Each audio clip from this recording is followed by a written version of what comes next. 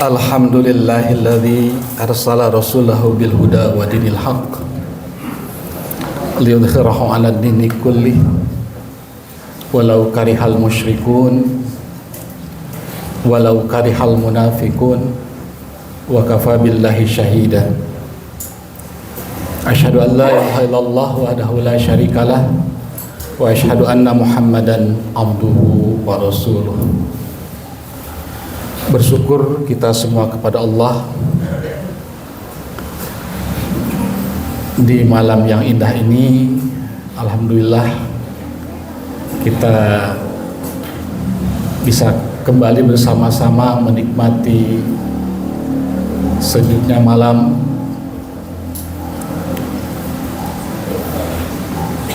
Malam ini malam yang ke-8 ya, kita tarawih. Alhamdulillah kita bisa ruku dan sujud bersama-sama dengan khusyuk dan nyaman. Sementara beberapa saudara kita mungkin di Karawang sana, di Bekasi, dan di beberapa daerah lainnya sedang dilanda musibah. Mudah-mudahan diberikan kekuatan dan segera bisa ditangani. Ikhwatul iman yang dimuliakan Allah, beberapa penceramah terdahulu sudah membahas panjang lebar tentang ibadah saum, yang mana pada akhirnya tujuannya adalah la'allakum tattaqun,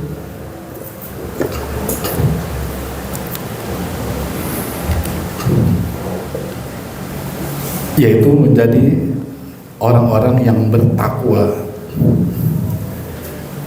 Maka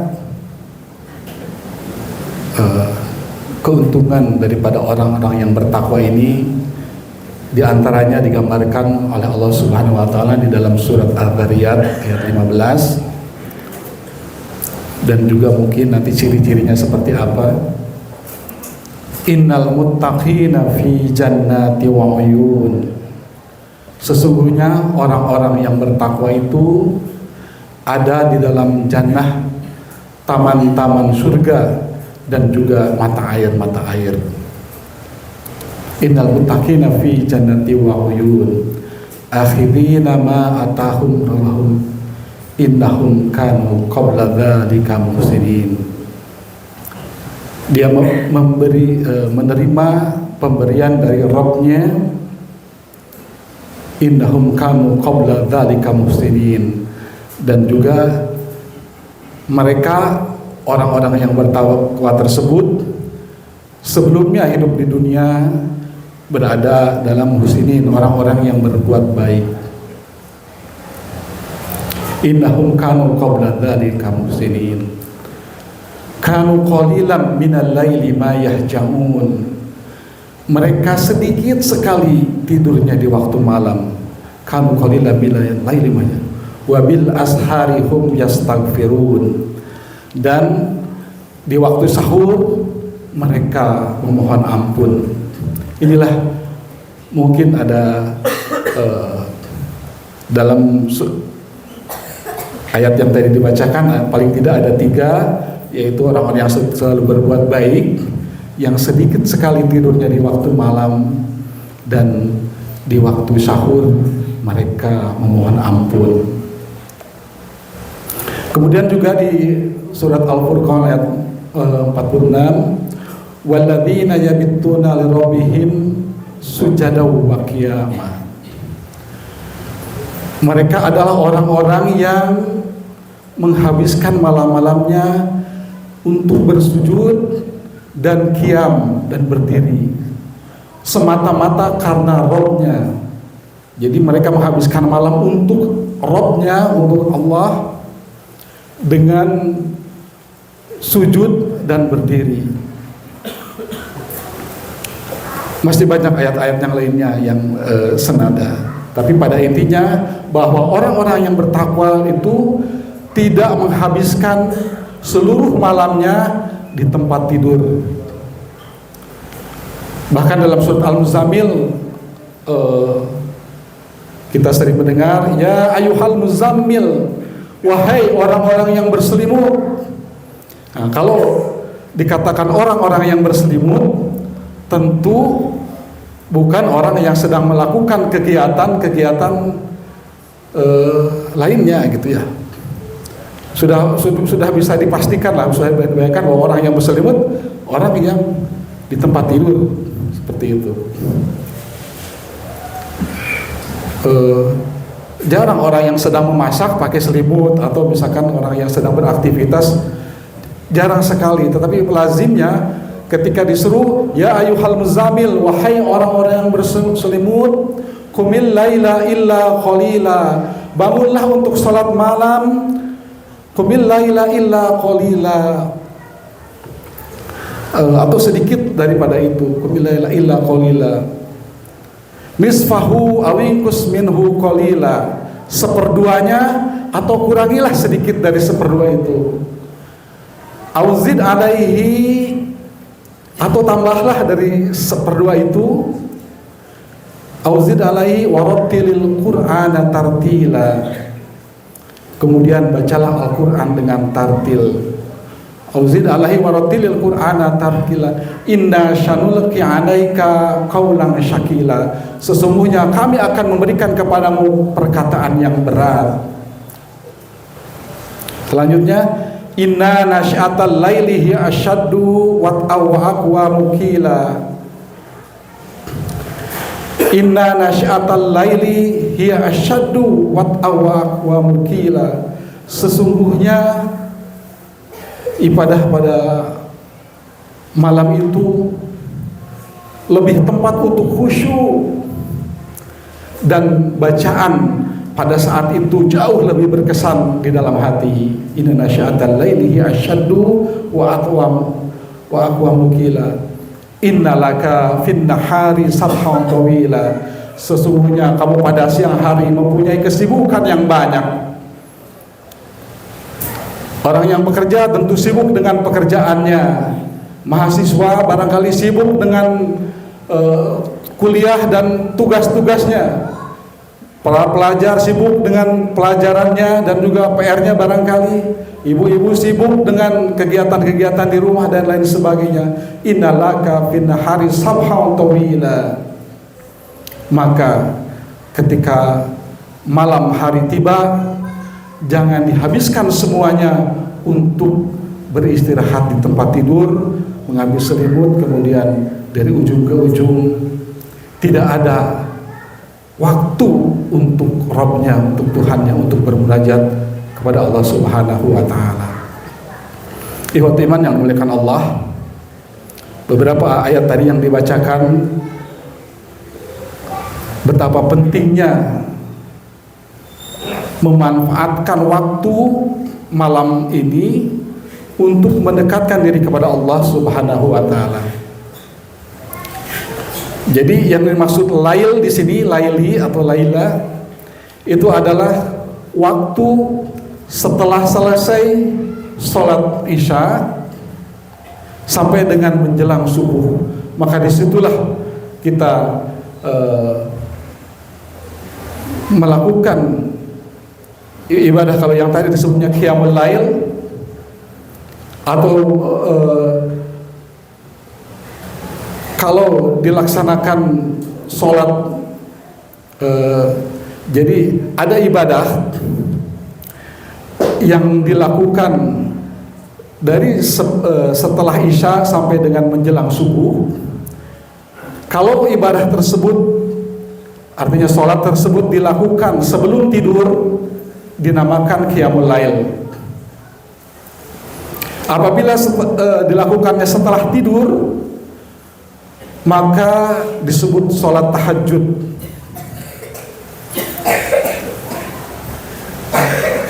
Kemudian juga kadang sholat ini juga dinamakan juga, selain qiyamul lail juga kadang sholatul lail juga. Atau karena jumlahnya ganjil, kadang juga disebut sholat witir. Jadi sebuah sholat paket sholat witir gitu ya. Paket sholat witir itu ya ganjil gitu ya. Nah kemudian ketika dilaksanakan di bulan Ramadan, sering juga kita kenal dengan Qiyamul Ramadan.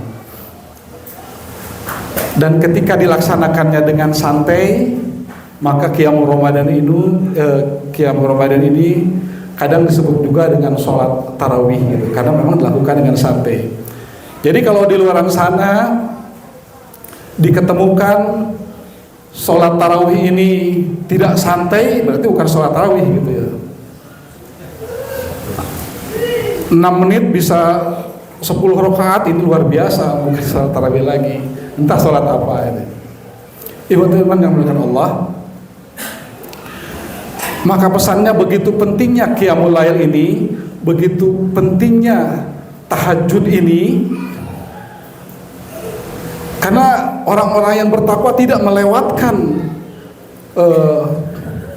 ibadah malam ini, tetapi seperti tadi disebutkan, bahkan menghabiskan sebagian waktu malamnya untuk bermunajat kepada Allah Subhanahu wa Ta'ala. Iman-iman yang dimuliakan Allah, lantas bagaimana kamiyah atau jumlah rakaat dan kaifiyat tata cara daripada ibadah sholat malam ini? Ini ada beberapa riwayat, dan yang paling mungkin yang paling masyhur seperti kita lakukan pada malam hari ini misalnya, yaitu 4 rakaat kemudian 3 rakaat. Ini riwayatnya dari Siti Aisyah. Namun apa yang dilakukan oleh Rasulullah ketika di rumah Aisyah ini, jadi 4 rakaat kemudian 3, jadi ya kita sebut saja formasinya 4-4-3 gitu ya. Tapi ketika disebut formasi itu 4-4-3, nggak usah pikirannya ke timnas atau ke mana-mana gitu. Sudah 4-4-3, ini adalah 4 rakaat dan 3 rakaat. Dan ini dari Aisyah radhiyallahu anha. Jadi ada 3 orang sahabat yang mendatangi Aisyah, bertanya, ingin tahu seperti apa sholat Rasulullah SAW ketika malam gitu ya. Nah, Siti Aisyah menyebutkan 4 rakaat salam, kemudian 4 rakaat salam, dan 3 rakaat witir. Tapi jangan ditanya bagaimana bagusnya dan panjangnya, katanya. Itu kata Siti Aisyah. Nah, sahabat yang pada saat itu mendengar hal tersebut tentu penasaran gitu, seperti apa bagusnya, enaknya, nikmatnya, panjangnya. Nah, suatu saat seorang sahabat mendapati Rasulullah sedang sholat malam di masjid. Kemudian dia ikut sholat malam tersebut. Rakaat pertama enak, nikmat gitu, diimami oleh Rasulullah di pinggirnya. Tidak terasa saking nikmatnya, saking enaknya, sudah 100 rakaat, 100 ayat dalam 1 rakaat. Jadi bisa dibayangkan ketika selesai 11 rakaat, berapa ayat tinggal dikalikan saja, kira-kira seperti begitu. Diceritakan kepada sahabat yang lain, ikut nih. Pada hari berikutnya, ketika Rasulullah sholat malam, ikut nih yang ya merasa nikmat itu, betul, ternyata bacaannya nikmat. Begitu selesai sholat rakaat, ternyata masih lanjut. Saking nikmatnya, saking enaknya, tidak terasa selesai surat Al-Baqarah 286 ayat. Dikira akan ruku, ternyata lanjut Al-Imran, selesai juga 200 ayat. Masih dalam rakaat tersebut, wah ini selesai Al-Imran pasti ruku, ternyata lanjut lagi surat An-Nisa sampai selesai juga 176 rakaat. Jadi pada rakaat tersebut 5 juz, dan ya luar biasa gitu.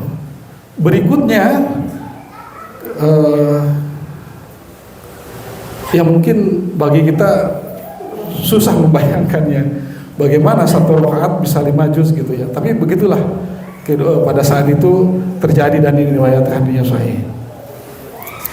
Riwayat teman yang dimuliakan Allah,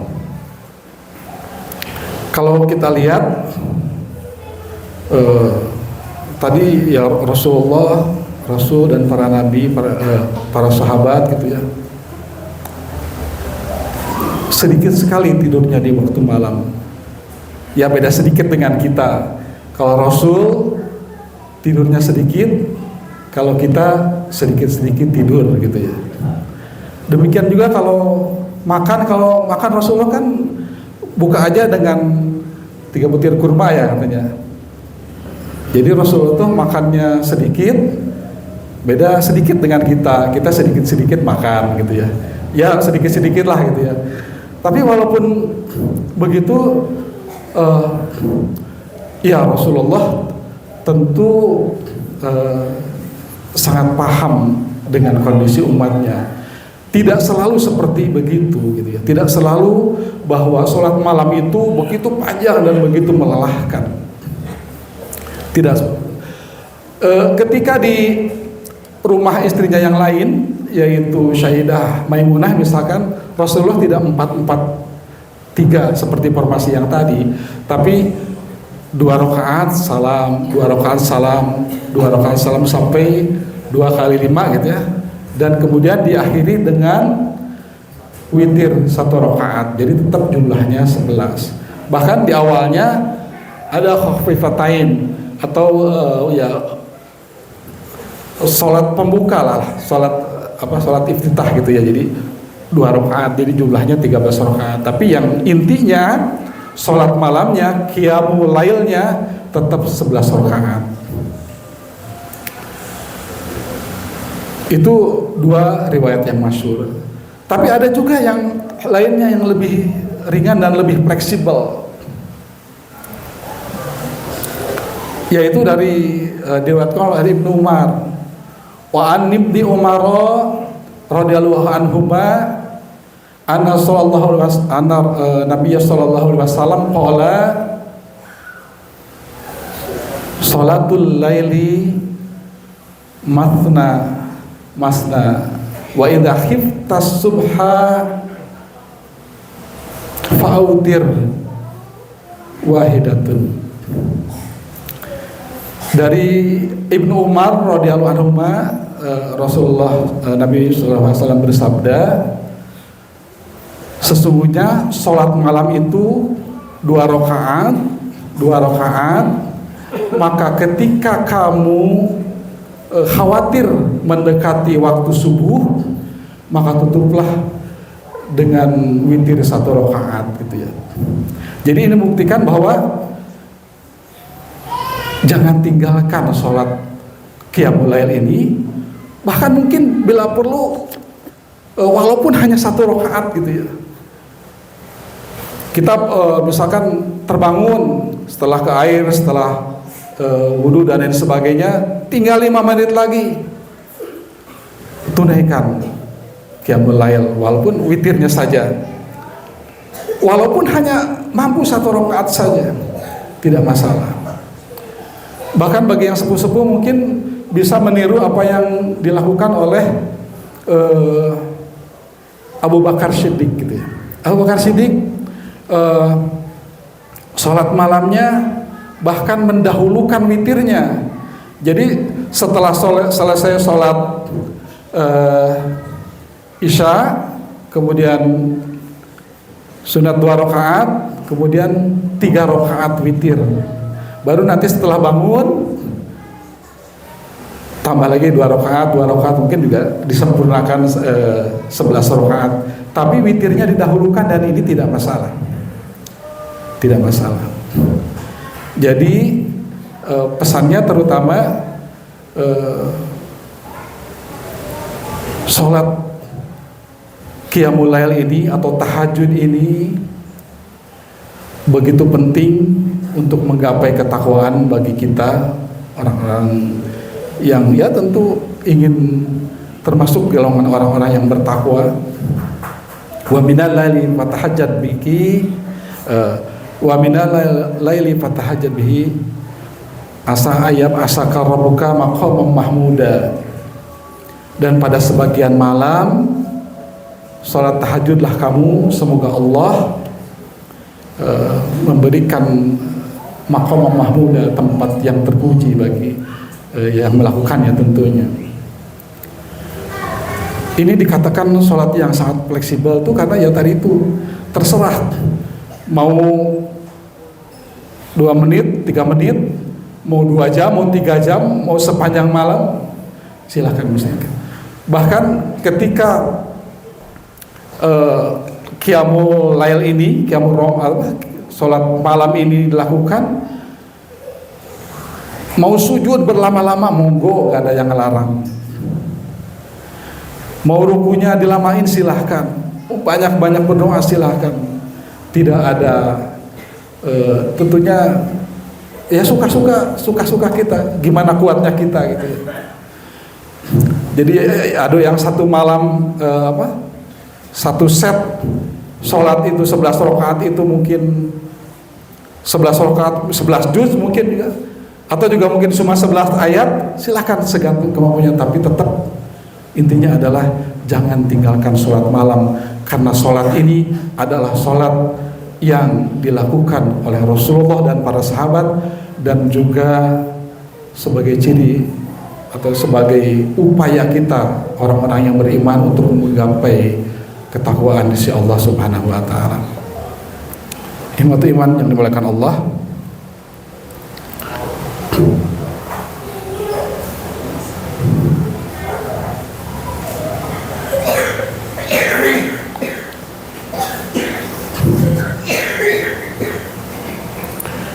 biasanya kalau diakhiri suka ditagih pantun. Saya pantunnya bahasa Sunda aja. Mohon maaf. Bari ngalayang mamawa kaca, batur gujud memeres bale, ari kahayang asup jalma takwa, waktu tahajud ngan hees bae. Nah itulah. Satu lagi ya. Melitaeun bati pare, sinon ngenteng nenjo ganas, sakalian teu pati sare, panon anteng lalajo timnas.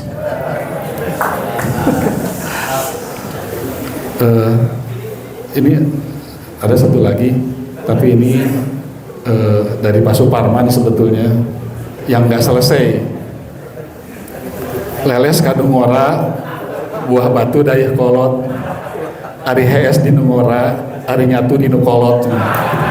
Aku lu qouli hadza wa astagfirullahaladzim. Wassalamualaikum warahmatullahi wabarakatuh.